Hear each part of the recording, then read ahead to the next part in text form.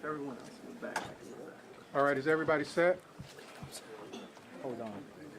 How many more cameras we have coming? They're just going to have to do the best they can. Okay. Yeah. There weren't any more? Is everybody good? Okay. So you're going to give them a run of what we're going to do? All right, is everybody set? Everybody set? Is there more people coming? No. No.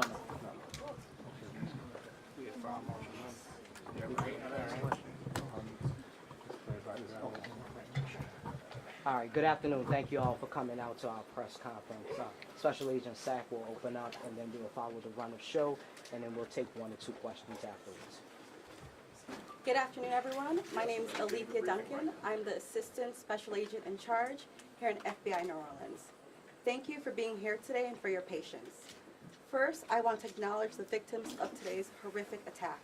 The FBI and our partners are working diligently to investigate and find answers on behalf of the victims, the citizens and residents of Louisiana, and everyone visiting the city. I'm going to provide you some facts and information about what we do know. I know that all of you will have questions, and we will try to provide some answers. But this is an ongoing investigation that's rapidly evolving. So there are some questions I will be unable to answer at this time. The FBI is the lead investigative agency, and we're investigating this as an attack of terrorism along with our partners. Today at approximately 3:15 a.m. Central Standard Time, an individual drove a pickup truck into a crowd on Bourbon Street in New Orleans, killing at least 10 individuals and injuring dozens more. After hitting the crowd, he exited the vehicle and fired upon local law enforcement. Law enforcement returned fire and the subject was pronounced deceased at the scene. 2 law enforcement officers were injured and transported to local hospitals. The subject has been identified as 42-year-old Samsud Dim Jabbar, a U.S.-born citizen from Texas. He was driving a Ford pickup truck, which appears to be rented, and we are working to confirm how the subject became in possession of this vehicle. An ISIS flag was located on the trailer hitch of the vehicle, and the FBI is working to determine the subject's potential associations and affiliations with terrorist organizations. Weapons and potential improvised explosive devices, IEDs, were located in the subject's vehicle. Other potential IEDs were also located in the French Quarter. As of now, 2 IEDs have been found and rendered safe. The FBI Special Agent bomb technicians, as well as our local law enforcement partners, have been working to determine if any of these devices are viable, and they'll work to render those devices safe. The FBI, we are working with our partners to investigate this as an act of terrorism. We're aggressively running down all of the leads to identify the possible subject's associates, working to ensure that there is no further threat. We do not believe that Jabbar was solely responsible. We are aggressively running down every lead, including those of his known associates. That's why we need the public's help. We are asking if anybody has any interactions with Samsud Dim Jabbar in the last 72 hours that you contact us. The FBI is asking the public's help. We're asking anyone who has information, video, or pictures to provide it to the FBI. We have set up a digital tip line as well as our 1-800 number, 1-800-CALL-FBI. Please provide us with any information that can assist us in this investigation. Once again, thank you for your patience and assistance. For an updated statements or information, please check the FBI's website and our social media accounts. I will now turn over to Mayor Cantrell. Thank you.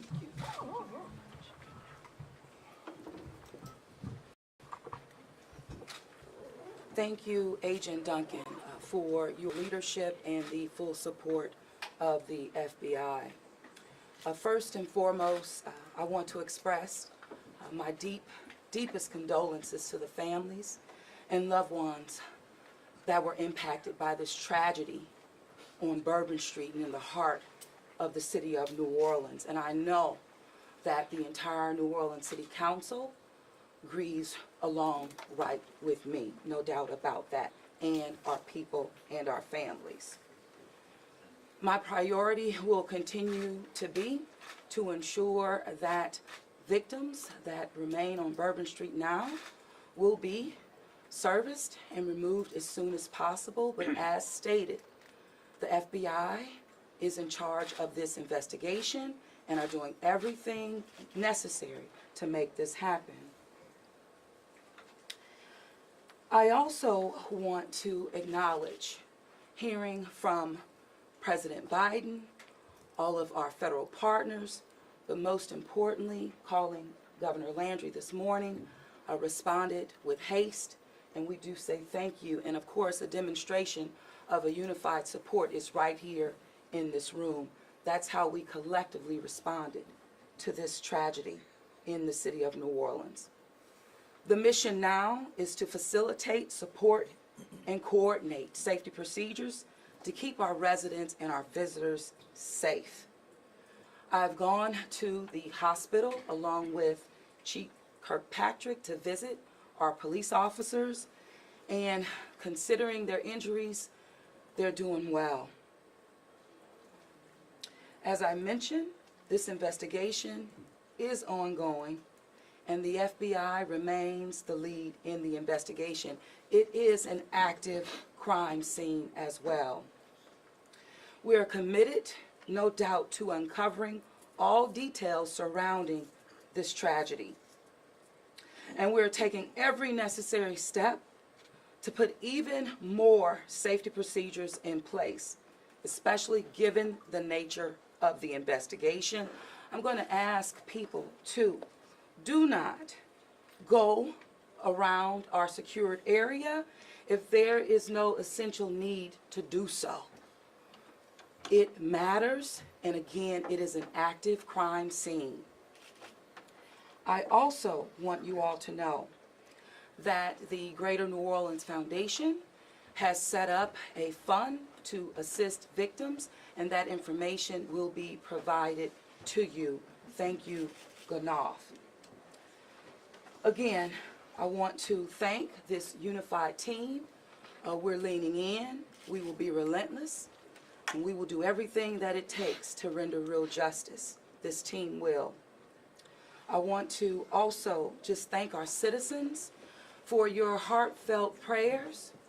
New Orleans is a world-class city, and I can say that I've heard from world leaders all this morning and up until now, in addition to my brother and sister mayors across this country. They're calling, they're responding, and they're standing with the city of New Orleans. And what they always say and want me to reiterate, they understand the resilience of this community. And we're strong in that regard, and I will say second to none. So with that, I'm going to turn it over to our governor, and as I mentioned, who has not wavered any in leaning in, providing the necessary support, and standing right here with me, and I say thank you, Governor. And I know the First Lady is standing with us as well. Thank you, Madam Mayor. Thank you. Again, I want to thank the Mayor. Since about 3:45 this morning, when she called me, we have all been working just around the clock to both secure the city and to solve this act. You know, again, I want to reiterate that our prayers go out with all of those who have been affected by this tragedy. I want to thank our law enforcement officers. I want to thank our medical personnel. I want to thank our first responders. And most importantly, I want to thank the two New Orleans police officers who not only laid their life on the line, but were able to eliminate the threat this morning. Let me say, we have made public safety a state priority from day one. And I think that if you look around me today, right now, and you look at the people who are standing around, that is their commitment as well. We intend to be transparent in assessing any defects that may have existed in the system so that we can address it. It's the only way to ensure that any mistakes that were made are corrected. Specifically, we have been trying and working very diligently to address security concerns in preparation for the Super Bowl since October.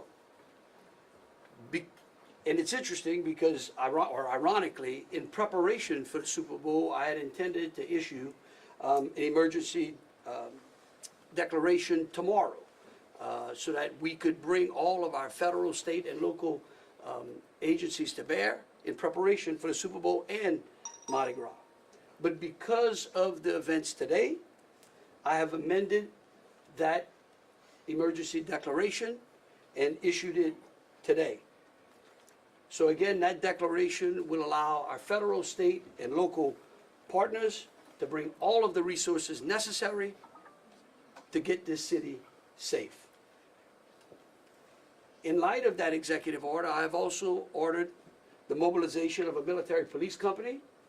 I've asked General Freelou to mobilize a military police company to assist both New Orleans Police and LSP and the FBI. It is important for our citizens and guests of this state to know that we are doing everything we can to secure their safety in this city. We want to make it clear, the Superdome and the surrounding area is safe. But I've always said that the safety of this entire city is something that is always paramount to me. With that, I would like to turn it over to Jeff, with the Super Bowl. Jeff Dunn?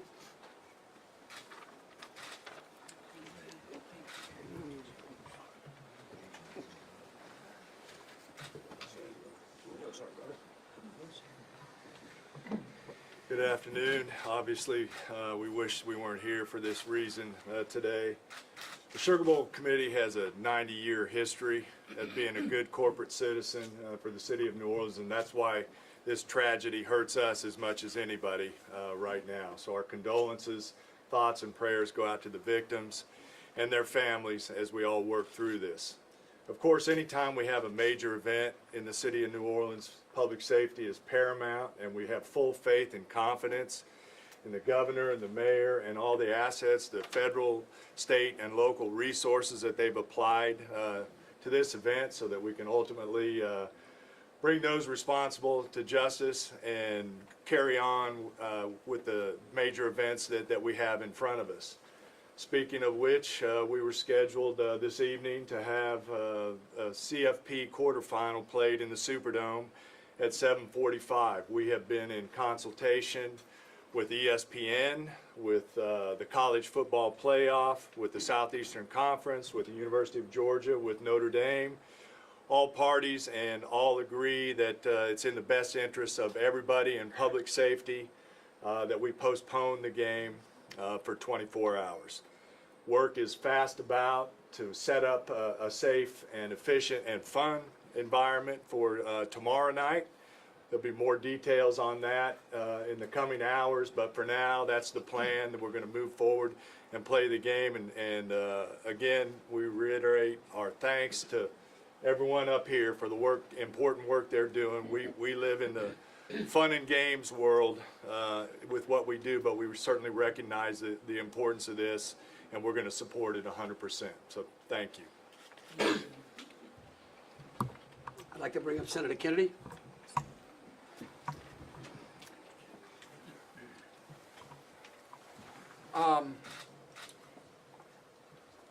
I wish I understood better why bad things happen to good people. If I make it to heaven, I'm going to ask. For those people who don't believe in objective evil, all you have to do is look at what happened in our city early this morning.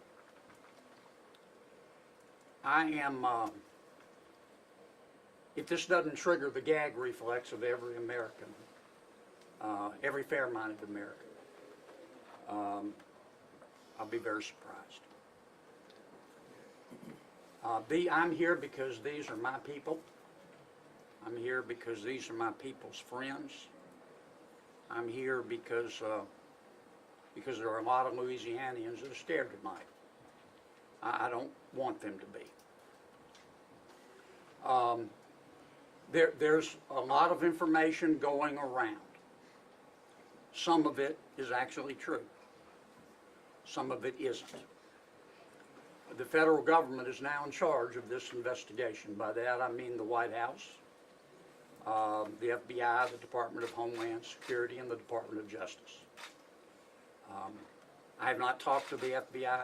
Maybe they've talked to my staff. I don't know. I did talk to the Secretary of Homeland Security a little while ago. And I told him that with all the respect I could muster, that we expect to put the full force and resources of the federal government behind this investigation.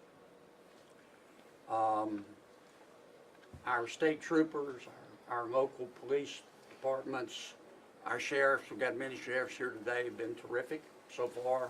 Federal government is cooperating with them. I hope that will continue. Here's what I want to ask from the federal government.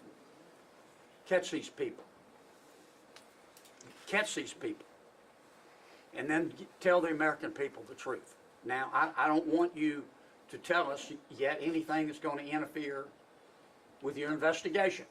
And there's things that I've been told that I think are true that I'm not sharing with you today because it could interfere with their investigation. But after we get to the bottom of this, they need to tell the American people the truth. And the people of New Orleans the truth. And the people of America the truth. I think the mayor and the governor are very wise to postpone this ball game for 24 hours. There's just too much stuff we don't know. And it's just not worth it. But I guess my final point is, I will promise you this. I will, when it is appropriate and this investigation is complete, you will find out what happened and who was responsible. Or I will raise fresh hell. And I will chase those in the federal government who are responsible for telling us what happened, like they stole Christmas. Thank you, Senator. Thank you, Senator Kennedy. Congressman Carter. Thank you, Governor. Thank you, Mayor. Thank you, Senator Kennedy. Thank you to all of our law enforcement agents for doing a yeoman's job, for stepping up at a time when we needed you most, for employing the resources of all of our partners. This is all hands on deck, from the White House all the way down. I've been in communication with the White House since early this morning. Secretary Mayorkas, leaders in all of our federal, local, and state agencies. The President has made it very clear that he intends to bring every resource to bear to not only tell the truth, but to provide the resources to bring these cowards to justice. I want to personally thank the men and women in uniform who put their lives on the line to protect our citizens and our visitors. To our mayor and our governor for acting expeditiously and bringing us all together. To our sheriffs from the surrounding areas who have been Johnny on the spot, recognizing that if it happens in New Orleans, it can happen anywhere. We don't have the luxury of being myopic. In this community, we work together. We don't point fingers, we don't blame. We go after the bad guys. Let it be clear that the full faith and credit of the United States and every agency therein is on the ground, working. And for those who may have played a role in this horrific act of cowardice, we will find you. We will bring you to justice. New Orleans is a place that heralds its ability to protect its citizens, that heralds its ability to manage major events, Super Bowls, Sugar Bowls, Mardi Gras, Jazz Fest, Essence Festival. You name it, no one does it better than law enforcement in New Orleans and in the surrounding area. Kudos to those two officers who've been wounded. Our hearts go out to those who lost loved ones. Our hearts go out to those who are wounded and on the mend in the hospital. Citizens, now is the time to stay calm, to be vigilant. This is not a time to come out to sightsee. Listen to your federal, local, state officials. Be vigilant. If you saw something, say something. If you know something, tell someone. There are tip lines, there's information available. Please, all hands on deck. Rest assured that the decision that was made to postpone the game was not done lightly. it was done with one single thing in mind: public safety. Making sure that the citizens and visitors of this great city, not only for this event, but for every event you come to in Louisiana, that you will be safe. And we will use every resource possible, as the governor has said, as the mayor has said, and every law enforcement agent here has said. Our energy, our commitment will be to make sure that you are safe now and for every event in the future. God bless you, and let's stay strong. Thank you, Congressman. Attorney General.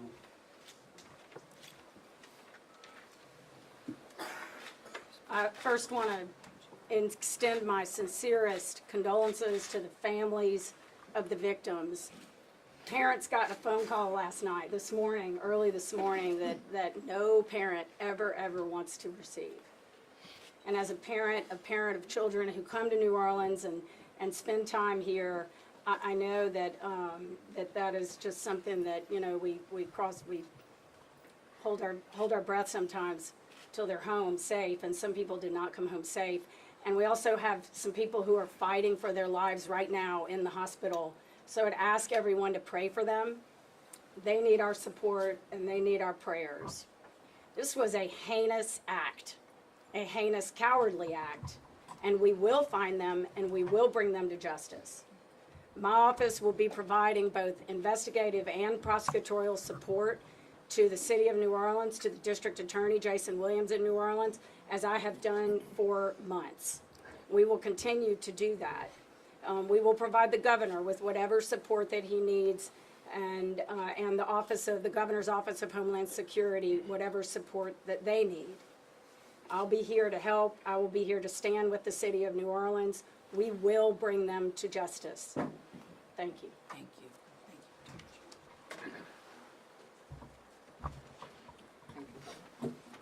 Thank you, Governor and Madam Mayor. For those who do not know me, my name is Ann Kirkpatrick. I'm the Chief of Police of New Orleans. My official title is Superintendent, but my role is as Chief of Police.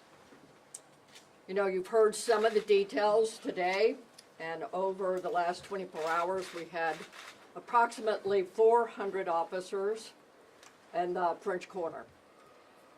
And as we know, this is not just an act of terrorism. This is evil. And when we face evil, we have a choice. We can run in fear, or we can indeed stand in strength. In a time of crisis, people are looking for leadership. You are looking at the leadership. And I promise you, as the Chief of Police of this city has been tried by fire before. But fire purifies. Fire makes things stronger. We have a plan. We know what to do. We are going to get these people. There is a path forward. Very pleased that we will be back to having a wonderful game tomorrow night. New Orleans police have proven their ability to make the city safer. Just 2 years ago, we were the murder capital of America. Today, from that time 2 years ago, we have driven our murder rate more than 50% down. So we have a track record. But this is different because it's terrorism. Now I want to thank all of our law enforcement partners. You're fabulous, and we appreciate the partnership. But last night, 3 of our officers engaged this terrorist who shot at them. 3 of the officers turned fire. Those officers did not run in fear. I liked what the mayor said this morning. New Orleans police and all law enforcement is built. We are built for dealing with evil, with things that would cause others to be in fear, but instead our officers, and last night NOPD in particular, stood strong. They did not run. They did kill the terrorist. We have 2 officers indeed who received gunfire. They will be okay. We have personally gone to see them. But this is leadership for you. And I promise, as the chief of police of this fantastic city, that I will be strong and firm and fearless. Thank you. Thank you, Chief. Thank you. In wrapping it up, I want to just close with a couple of things. I want to thank Senator Kennedy and Congressman Carter. I want to thank again all of our law enforcement officers out there. I want the families of the victims to know that I will be issuing an executive order that tomorrow, when Notre Dame plays Georgia, every flag of every state building in this state is going to be at half-mast. In remembrance of them, but remembering something else. That fear in this state is a liar. And these folks right here are going to make sure that justice is served. And for the citizens out there that were saying, well, man, do I really want to go to the Sugar Bowl tomorrow? I'll tell you one thing, your governor's going to be there. That is proof, believe you me, that that facility in this city is safer today than it was yesterday. And as we come to additional events in this city, I know in speaking with Senator Kennedy and Congressman Carter, and FBI, acting director, and the incoming administration, that they are going to ensure that this city has the resources necessary to protect our citizens and our guests. And so with that, we'll take some questions. All right, if you could, we'll start over here with CBS. Katie, we'll work our way across the room. If I miss you, just give me a holler. I may not see you. Go ahead, Katie. Thank you, sir. Katie Weiss with CBS News.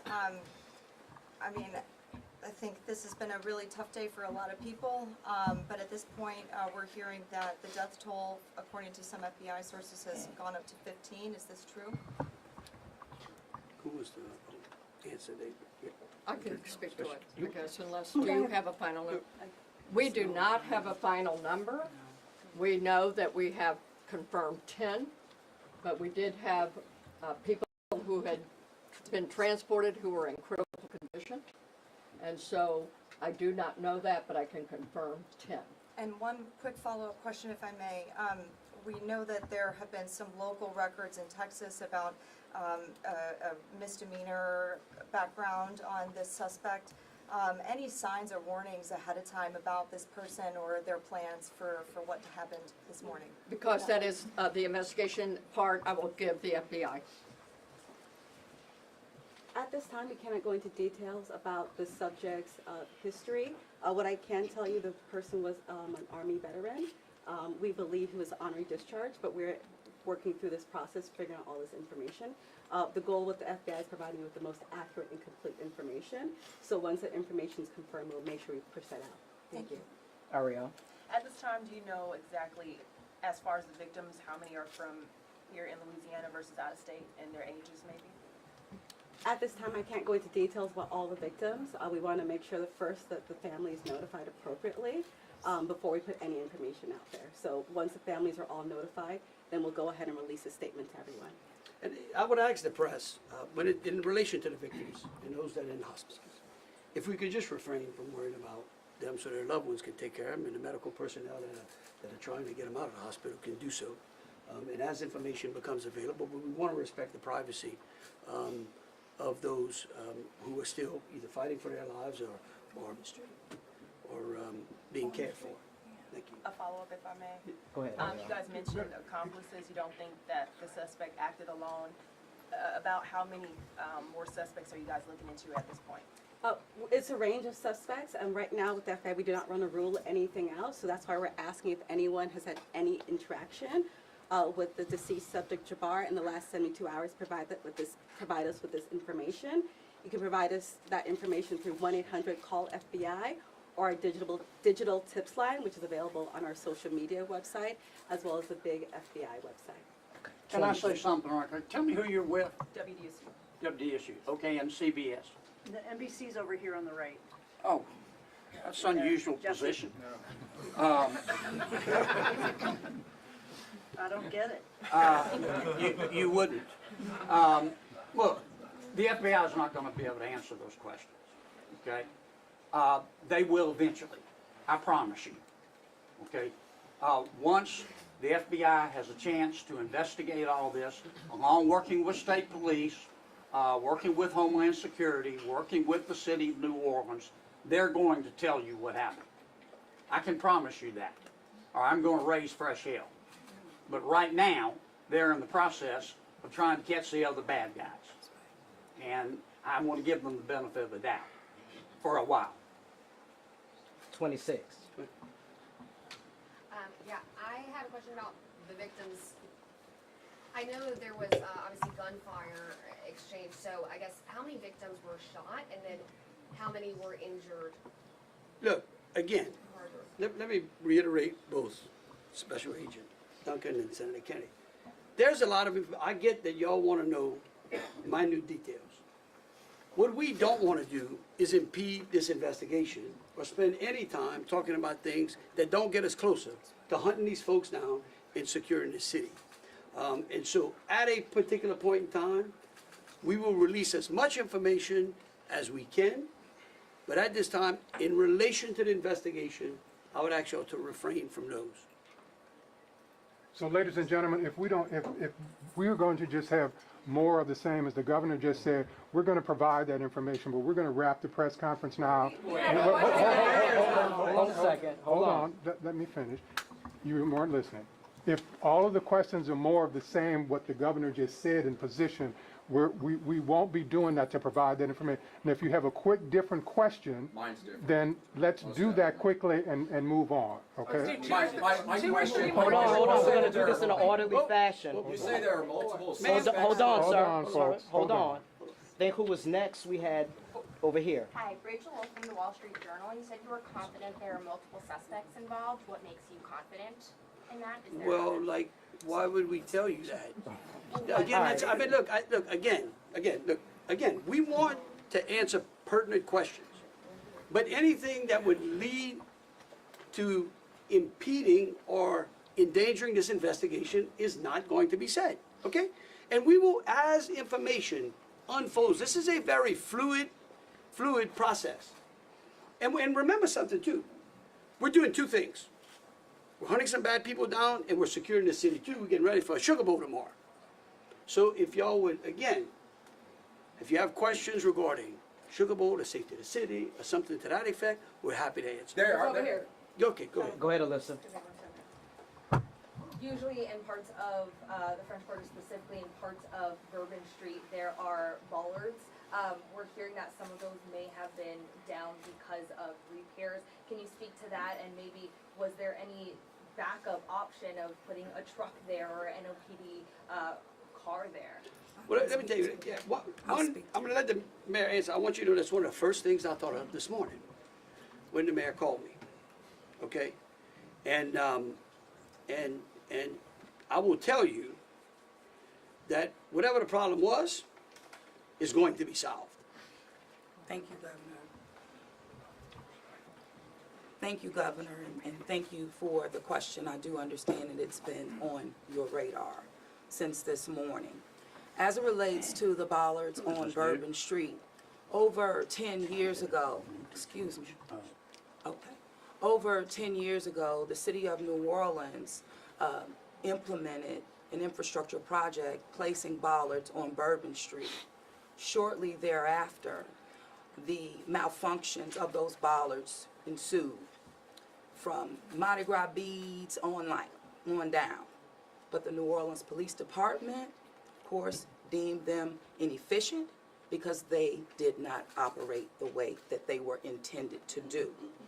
Because the city of New Orleans is hosting Super Bowl this year, it gave the city of New Orleans an opportunity to go further and deeper with infrastructure improvements, as we've been talking about.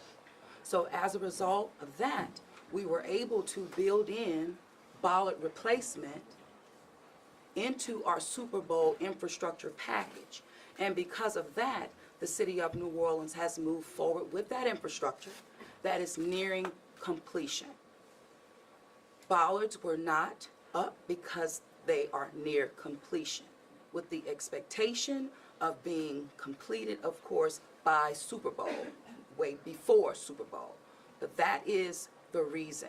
Now, the New Orleans Police Department and Chief, you can speak to the deployment as to respond to our needs and existing conditions. All right, so we have been aware of the bollard situation for a long time, and we did indeed harden those target areas where the bollards are. We have patrol cars out there as a hard target, as well as with barriers. Now, I want to share with y'all, if you did not know, that this particular terrorist drove around onto the sidewalk and got around the hard target, where he did have a car there, we had barriers there, we had officers there, and they still got around. Now, the wedges that you see out there as well, we knew that that had malfunction problems. And I want you to understand, let's say we put the wedge up and it got stuck. There is no way that ambulance could get in or out, people couldn't get in and out, so we knew that these were malfunction. So we did indeed have a plan, but the terrorist defeated it. A follow-up, if I Yeah, may. let me just say this. We recognize we got a problem right here, right? We're gonna fix it. It is going to be a top priority as we go into the Super Bowl and Mardi Gras. And the solution that we're gonna come up with is gonna be a permanent one. It's gonna be placed into the standard operating procedure of having major events and securing that quarter. A follow-up, if I may, obviously, Sugar Bowl postponed till tomorrow, but I'm sure after that game, a lot of people are gonna want to celebrate. Are there plans to keep Bourbon Street closed? What does that look like? So right now, Bourbon Street is an active crime scene. And the FBI is in charge of it. When they clear it, and it does not become an active crime scene anymore, we're gonna open it up. Potential. Olivia Leon with Fox 8. Can we ask about this military police presence that you want to call it? Is this a private security like Blackwater? Also, would that be a first that a private security firm is mobilized to supplement local and state law enforcement? No. We're not, this is our National Guard. These are our citizens that we bring in. It's a military police company that we recognize we need some more resources. We need some more boots on the ground. Because again, what we're doing now is twofold. We've got an active investigation and we've got enhanced security. Before this event, we were just enhancing and working on security. So we brought some additional resources. Jesse Kirsch with NBC News, thank you for holding this press briefing. I just want to clarify something first. You were just talking about bollards that are being repaired, talked about a lift gate that are replaced and then a lift gate that's not been working. Was there a vehicle in place of that lift gate last night? Were there things in place of those bollards which are being repaired? Sure, the chief spoke to the plan in place, and that is, yes. That was indeed. So anything that is currently in the midst of being repaired had a backup replacement for It last had night? vehicles and officers were there where all of those ballasts have been. We had that, we knew, so we did have it. And like I said, in this particular case, terrorists just went all the way around up onto the sidewalk. And for the lift gate, what about for the lift gate? Was there a vehicle like backing in and out to block that lift gate area, or was that just down and open? Because that's what we've heard from witnesses. Chief, Captain. The reason I'm calling the captain, he's the captain over that district, and that is a question I'm going to let him address for you.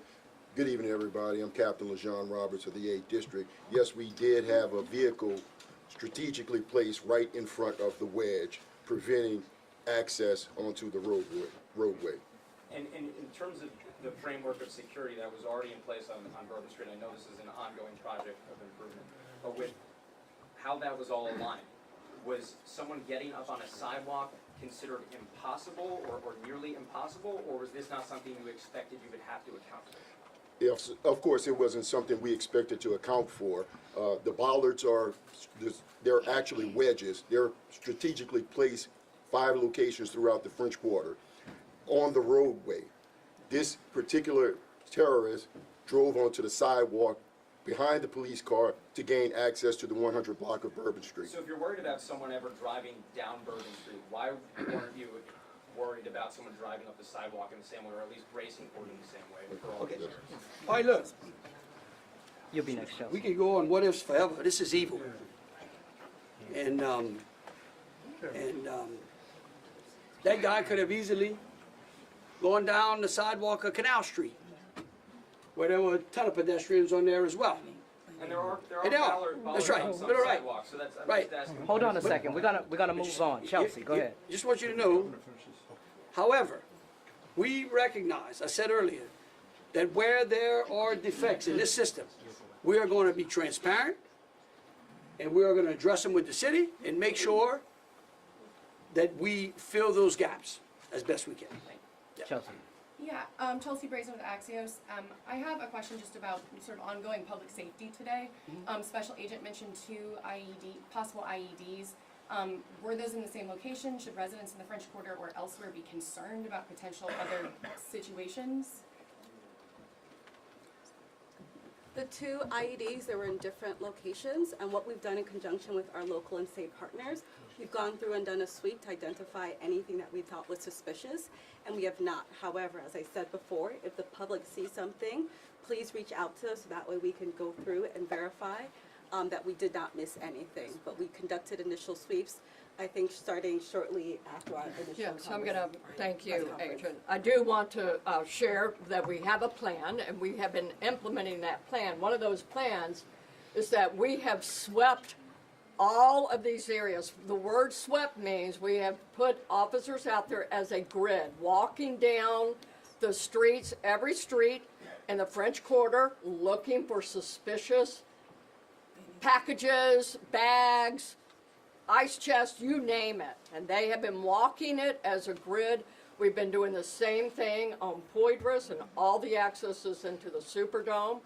Part of the safety plan is we have bomb dogs out there sweeping the Superdome and all the exterior area, and we're locking that down. That will be locked down through the game tomorrow. So that's a part of that safety plan, and we've already been implementing it. Okay, thank you all for coming out. Question back here All for right. the governor on the MTs. How many MTs will be deployed to New Orleans? Right now, there's I think it's General Friedel, 100? 100. 100, yeah.